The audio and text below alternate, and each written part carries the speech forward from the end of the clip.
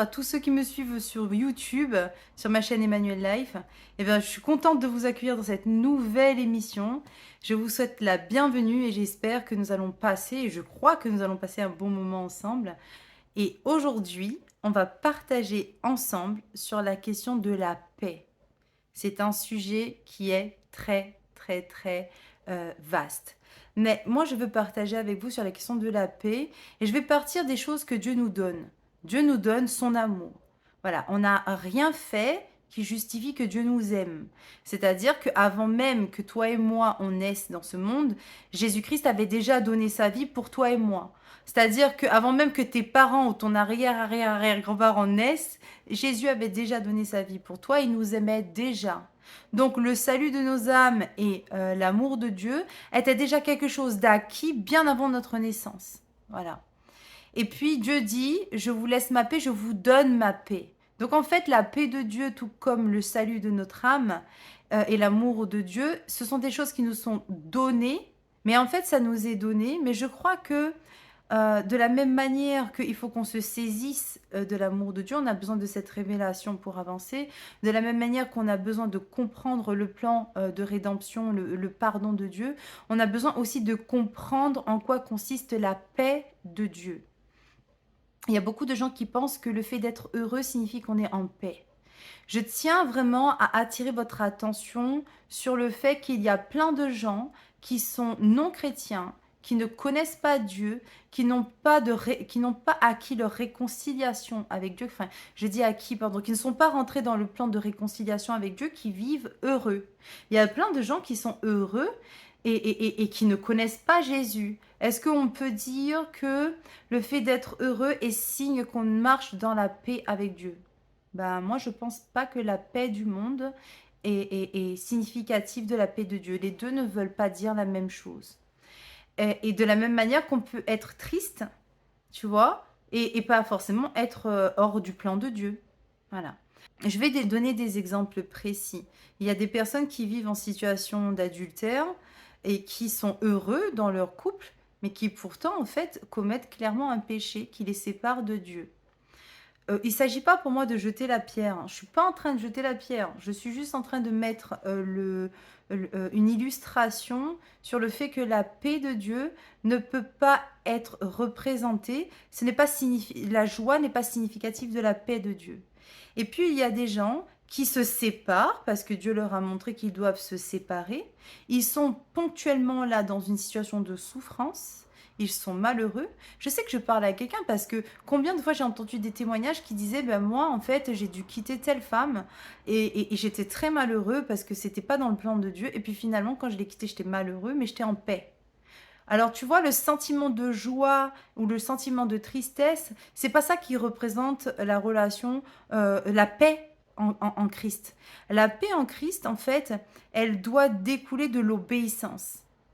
Alors, Jésus est venu sur terre pour nous montrer l'exemple. Il est venu, il a dit, je suis le chemin, la vérité et la vie. Et celui qui veut vivre doit faire comme moi. Et Jésus, pendant tout le long de sa marche sur terre, nous a dit, je ne fais rien par moi-même, tout ce que je fais, je le fais parce que le Père me l'a dit.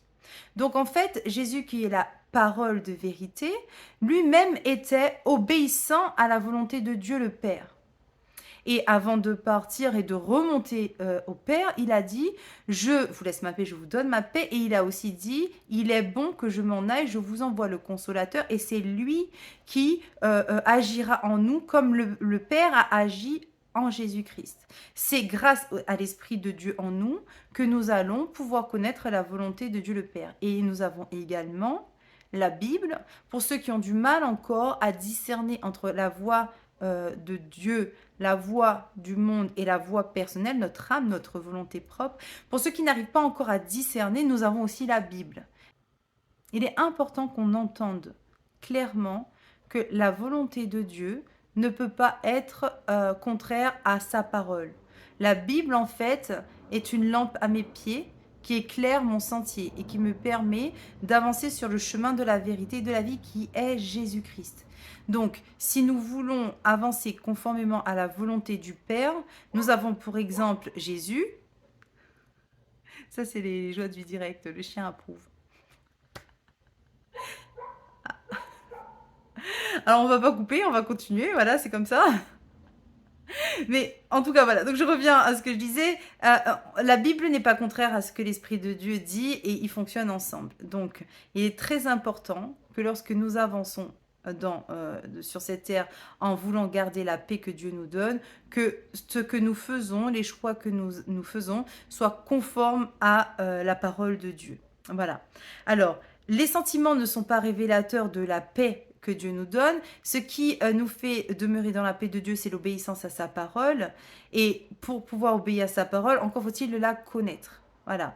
Et si dans ton cœur, tu as des fardeaux qui t'alourdissent, qui empêchent que la marche, elle soit fructueuse, je crois qu'il est bon, justement, eh bien, d'obéir à la parole de Dieu qui dit de venir décharger nos fardeaux à la croix. Si tu as besoin de lister tes fardeaux, de les mettre sur un papier et de les déposer à la croix, je crois que l'étape suivante, c'est vraiment te mettre devant Dieu et lui dire, voilà, ça c'est mes fardeaux, c'est quoi ta priorité? À quel moment, en fait, moi, je prie dans un sens ou dans un autre. Parce que des fois, notre fardeau à nous, en fait, il a été ensemencé par l'ennemi qui veut nous faire tourner en rond, nous faire perdre du temps, pour que nous, on ne voit pas la priorité et le chemin que Dieu veut mettre dans notre vie, en fait. Et ça, c'est très souvent pour ça que le chrétien, il se décourage en route, parce qu'il se dit, ben moi, en fait, ça fait X temps que je prie pour ça, Dieu, il m'écoute pas. Mais si, Dieu il t'écoute, sauf que là, en fait, ce problème sur lequel toi, tu es à fond dessus, là, eh ben, c'est pas du tout le problème que Dieu veut régler dans ta vie. En fait, le vrai problème, il est caché derrière cet arbre qui te rend complètement aveugle. Et en fait, si tu lâches cette situation, que tu la déposes au pied de Dieu et que tu te concentres sur les vrais fardeaux divins, il y a de très grandes probabilités pour que ton problème soit réglé alors que tu es en train de t'occuper de ce que Dieu t'a demandé de t'occuper. J'entends bien par là que ça ne veut pas dire que si tu n'arrives pas à payer tes factures, que tu ne trouves pas de travail, ton mari est adultère, tout ça, ça ne veut pas dire que ça, c'est pas le problème de Dieu. Ce n'est pas ce que je dis. Ce que je dis, c'est que des fois, Dieu, il va te demander de régler un trait de caractère chez toi. Et toi, en fait, mais c'est pas grave si je suis un peu nerveuse, c'est pas grave ça. Moi, en fait, mon problème, c'est que mon mari, il est adultère. Ok, mais en fait, peut-être que Dieu, il permet que cette situation, elle réveille en toi un défaut qu'il veut régler, réparer, et que quand une fois que toi, en fait, tu te seras calmé, que tu arriveras à être dans le repos avec lui, il va traiter le reste. Et cette situation qui vient exciter en toi ce caractère qu'il veut corriger, le Seigneur le permet parce que s'il n'y avait pas de tempête, tu ne verrais pas les fissures dans les murs. J'aime beaucoup utiliser des métaphores parce que c'est comme ça que le Seigneur me parle. Si tu achètes une maison et que en fait tu as visité la maison, il faisait jour, il faisait beau jour. Tu vois que tout est nickel. Tu l'achètes et puis en fait le jour où il y a la tempête, tu vois qu'il y a des infiltrations d'eau, mais c'est quelque chose que tu n'avais pas vu en beau temps. Mais maintenant qu'il y a la tempête, tu vois les défauts. À qui tu t'adresses s'il y a des défauts? Au constructeur. Hein, tu vas voir, tu te dis, ben là, j'avais pas vu ça. C'est la même chose, en fait, pour notre propre vie. C'est-à-dire que si tout fonctionne correctement, tu vois pas les défauts. C'est facile, en fait, d'être agréable quand tout va bien. Mais dès lors où il y a une tempête qui s'annonce, il va remonter en toi ton vrai caractère, ce qui est caché, en fait, quand tout va bien. Et là, tu vas voir que finalement, tu es pas quelqu'un de... Tu n'as pas la paix, tu es quelqu'un d'anxieux, tu es quelqu'un de colérique, tu es quelqu'un d'impatient, je ne sais pas hein, ce que les temps de tempête sont en train de révéler dans ta vie. Mais ce que je sais, c'est que quand il fait beau, on ne le voit pas. Et maintenant, on voit des fissures, on voit l'infiltration d'eau. Donc, qu'est-ce qu'on fait? Eh bien, puisque tu n'es ni architecte ni propriétaire, tu vas voir le Père. Mais dis, Seigneur, il y a des défaillances en moi, il y a des choses qui ne fonctionnent pas bien, il y a des fissures en moi, viens les réparer, parce qu'il n'est pas question que ma maison prenne l'eau. Donc, c'est dans les temps de tempête qu'on voit les difficultés. Donc, ne maudissons pas les temps de tempête. Ne cherchons pas à nous enfuir de ce désert. Ne cherchons pas à fuir ce que Dieu veut révéler en nous. Acceptons la souffrance. La souffrance n'est pas signe que tu n'es pas dans la volonté de Dieu. Elle n'est pas toujours signe. Des fois, oui. Mais là, dans l'exemple que je suis en train de déposer devant vous, concrètement, si tu vois que ça vient révéler en toi des défaillances, ne fuis pas. va devant le constructeur. Moi, je ne dis pas que Dieu t'a construit avec des défaillances. Il y a aussi ça qu'il faut comprendre. C'est que des fois, eh bien, dans nos vies, il y a des défaillances, des failles dont l'origine n'est pas Dieu. Voilà, il y a plein d'origines. Ça peut être des liens ancestraux, ça peut être aussi parce qu'on a péché, on a créé des ouvertures dans notre vie, le péché s'est installé. Ça peut être plein de choses. Le Seigneur te montrera ce que c'est si c'est nécessaire. En tout cas, ce qui est certain, c'est que fuir le problème ne va pas le résoudre. Ça va faire effet boule de neige et quand ça va éclater en bas de la pente, ça va éclater plus gros que si tu l'avais traité en amont. Donc soyons sages et acceptons que effectivement les défauts que nous avons dans nos vies, Dieu peut les traiter. Il faut être humble. Seigneur, je constate des défauts dans ma vie. Je constate que devant la difficulté, eh bien, je m'énerve, je ne viens pas vers toi. Je constate que devant la difficulté, plutôt que de m'abandonner à toi, je suis dans le contrôle. J'essaie tout systématiquement de régler le problème par moi-même. Je constate que je suis impatiente, etc., etc., etc. Et je constate ça et je n'ai pas envie que ça reste comme ça. Donc, toi qui es l'architecte, le fondateur, le roc, rebâti sur la bonne base. Revenons aux choses du départ. Lorsque tu m'as pensé, tu m'avais pensé d'une manière, je vois que c'est pas le cas. Revenons aux choses du départ. Ce que toi tu as pensé de moi, faisons-le ensemble. Moi, je veux rentrer dans les plans que tu as préparés d'avance. Pas mes plans, pas ma façon de croire qu'il faut que ce soit, mais toi. Et là, en fait, des fois, on va passer par des chemins de souffrance, mais c'est parce que le Seigneur nous dépouille de ce qui nous alourdit en vrai. Nous, on croit que c'est un confort, mais en vrai, c'est pas comme ça que Dieu nous a pensé, c'est pas comme ça que Dieu a voulu. Et il faut savoir être humble et accepter ça. Donc, la souffrance n'est pas signe qu'on n'est pas dans la volonté de Dieu, de la même manière que la joie n'est pas signe que nous sommes dans la volonté de Dieu. Il faut savoir vraiment examiner à la lumière de la parole et du Saint-Esprit où est-ce que nous sommes positionnés là aujourd'hui dans la volonté de Dieu. Si nous sommes dans le plan de Dieu, eh bien, quand c'est la tempête autour de nous, il y a le calme à l'intérieur de nous. C'est comme ça qu'on discerne si on est dans la paix de Dieu ou pas. La paix de Dieu fait que en temps de tempête comme en temps de beau jour, on est calme. Et par contre, l'absence de paix se révèle lorsque nous sommes agités à l'intérieur de nous. Qu'est-ce qui m'agite? Pourquoi je suis agitée là? Est-ce que je manque de foi? Est-ce que je suis sortie du plan de Dieu? Est-ce que... Et c'est vraiment l'agitation intérieure qui montre l'absence de paix.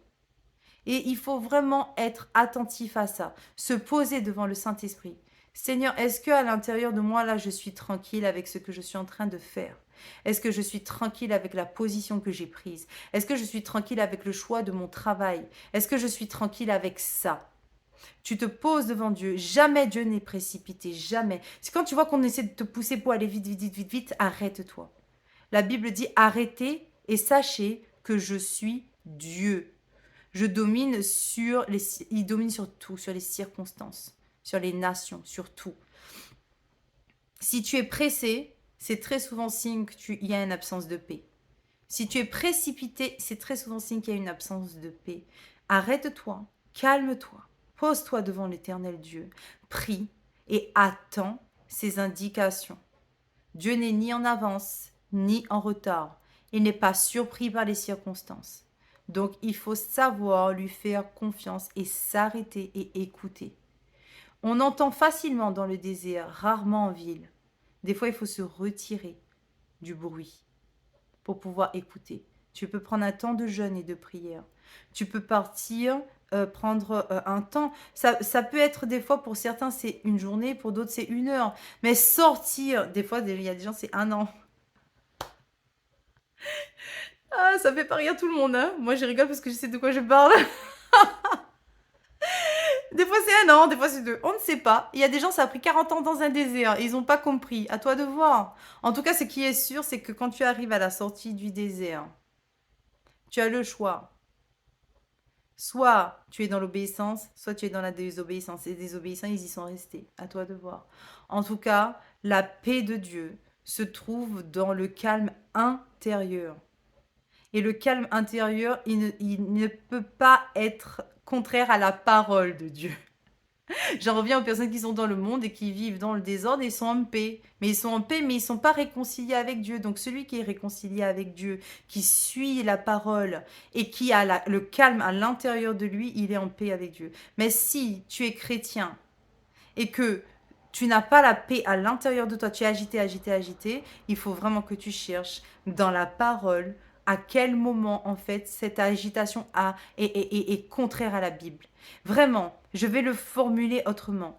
Si tu es chrétien, que tu marches vraiment dans la volonté de Dieu, mais que tu sens une agitation à l'intérieur de toi, que tu as perdu la paix, va dans les lieux secrets, va dans la prière et dans la lecture de la Bible. Et à la lumière du Saint-Esprit, de la lecture de la Bible, le Saint-Esprit va te conduire et va te montrer, identifier à un moment précis. Voilà pourquoi tu as perdu la paix. Voilà, c'est ça qui fonctionne pas, c'est ça qui va pas, c'est là où tu t'es écarté. Et là, évidemment, ben, repentance, tu te remets vraiment dans les plans de Dieu. Déjà, premièrement, la repentance et Dieu conduit. Donc, je reprends. La paix de Dieu ne se trouve pas dans les émotions et les sentiments. Parce que les sentiments nous mentent. Nous le voyons autour de nous. Il y a plein de gens qui sont dans l'idolâtrie et qui sont en paix, qui sont heureux. Ils se disent heureux et en paix. Il faut déjà être réconcilié avec Dieu, marcher selon la volonté de Dieu, de sa parole. Et s'il y a encore une agitation, là, il faut que tu te poses devant le Saint-Esprit. Saint-Esprit, aide-moi, scanne-moi, sonde-moi, montre-moi. Et si Dieu permet la tempête, c'est pour révéler les fissures qu'il y a dans la bâtisse. Et comme il veut que nous soyons fondés sur le roc, eh bien, que ces fissures, nous puissions les observer à la lumière du Saint-Esprit et de la Bible pour comprendre, ah, c'est là en fait que ça fonctionne pas. Seigneur, répare-moi. Répare-moi. Alors j'espère de tout mon cœur que ce temps que nous venons de partager ensemble, ça vous a permis en fait vraiment d'identifier ce qui fait que il y a un dysfonctionnement dans votre vie chrétienne, dans votre relation avec Dieu. S'il y a une profonde agitation en vous, essayez d'analyser d'où vient l'agitation. Est-ce que à chaque fois que j'ai cette pensée, il y a une agitation? Ah, ben si c'est cette pensée qui a soulevé une agitation dans mon cœur, pourquoi je n'ai pas la paix dans le fait que Dieu est souverain dans ma vie? Pourquoi j'ai perdu ma paix? Est-ce que je manque de foi? Est-ce que je manque de prière? Est-ce que je manque de stabilité émotionnelle? On ne sait pas, mais toi, avec le Saint-Esprit, tu peux savoir ce qui vient enlever la paix dans ton cœur. Et là, la vérité, c'est que Dieu nous donne sa paix. Donc, allons chercher ensemble cette paix, parce que, comme je l'ai dit au début de cette vidéo, la marche chrétienne ne peut pas s'opérer en absence de paix. On ne peut pas marcher en étant enfant de Dieu et en vivant tout le temps dans l'agitation. Ce n'est pas l'héritage que Dieu nous donne. Son héritage, c'est il a dit, je vous donne ma paix, je vous laisse ma paix. Alors que dans Hébreu, il est dit, c'est dans le calme et la confiance que sera votre force, c'est dans le repos et le retour à moi. Il est aussi dit, mais vous ne l'avez pas voulu. Donc il faut savoir accepter quelquefois de perdre un certain confort pour rentrer dans la paix de Dieu. Il est quelquefois nécessaire d'accepter de perdre des amis sur le chemin. Il est quelquefois nécessaire de perdre un travail pour rentrer dans la paix de Dieu. Mais il est sûr et certain que les plans de Dieu sont bien plus fructueux, bien plus bénissants que ce que il nous demande de laisser. Ça, c'est vraiment important que chacun de nous, on le comprenne. Quand Dieu nous demande de laisser quelque chose, c'est pour nous donner mieux.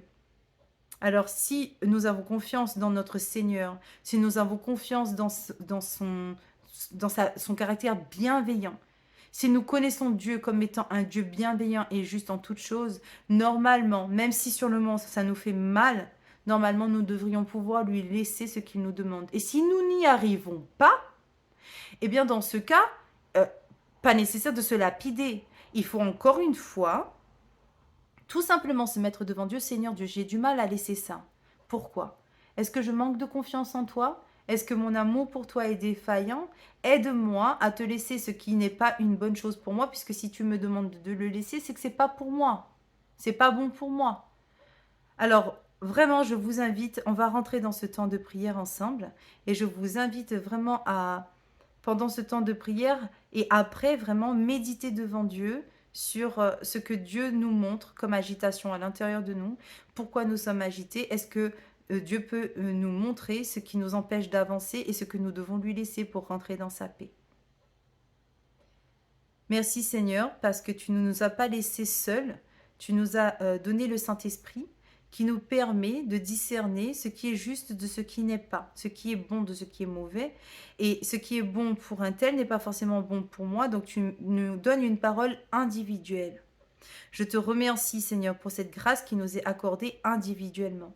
Et ta paix, Seigneur, n'est pas quelque chose qui est censé être fluctueux. Ta paix, Seigneur, est une paix, Seigneur, qui est donnée de façon constante. Alors je veux que pour chacun de nous, nous rentrons dans ta paix et que nous la saisissions et que nous y demeurions. C'est pourquoi, Seigneur, révèle les agitations qu'il y a dans nos vies et l'origine de ces agitations. Qu'est-ce qui cause les agitations à l'intérieur de nos cœurs, de nos âmes, qui nous empêchent d'être dans la paix que tu nous donnes? Accorde-nous la sagesse de savoir venir à tes pieds, déposer nos fardeaux, nos soucis, afin de recevoir la paix que tu nous donnes. Tout comme Marie était assise à tes pieds et qu'elle n'était pas dans l'agitation de sa sœur Marthe, elle a pu entendre tes indications. Alors si nous sommes des Marthes, calme-nous, Seigneur Jésus-Christ, apprends-nous à nous asseoir et à t'écouter, comme Marie l'a fait. Et montre-nous, je t'en prie, le chemin qui nous amène à être dans ta paix et à y demeurer. De la même manière que tu n'étais pas agité dans la barque alors qu'il y avait une tempête à l'extérieur de la barque, parce que toi tu es bâti sur le roc, Jésus. Toi tu savais exactement que ton heure n'était pas arrivée.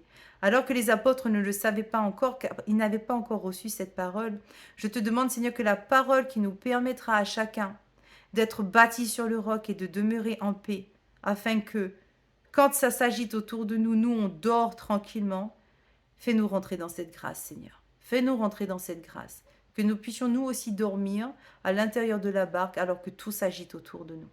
Que la paix intérieure soit visible à l'extérieur et que nous puissions jouir pleinement de cette grâce qui nous est accordée. Au nom de notre Seigneur Jésus-Christ. Alors vraiment, moi je crois que le Seigneur va faire, parce que quand Dieu révèle une chose, c'est pour agir. Donc si ça t'a parlé, si vraiment ce message en fait a réveillé et révélé quelque chose, like surtout la vidéo, c'est encourageant pour moi aussi. N'hésite pas à la partager et surtout laisse un petit commentaire et au moins comme ça on est tous édifiés, encouragés. Soyez bénis et je vous dis à très bientôt.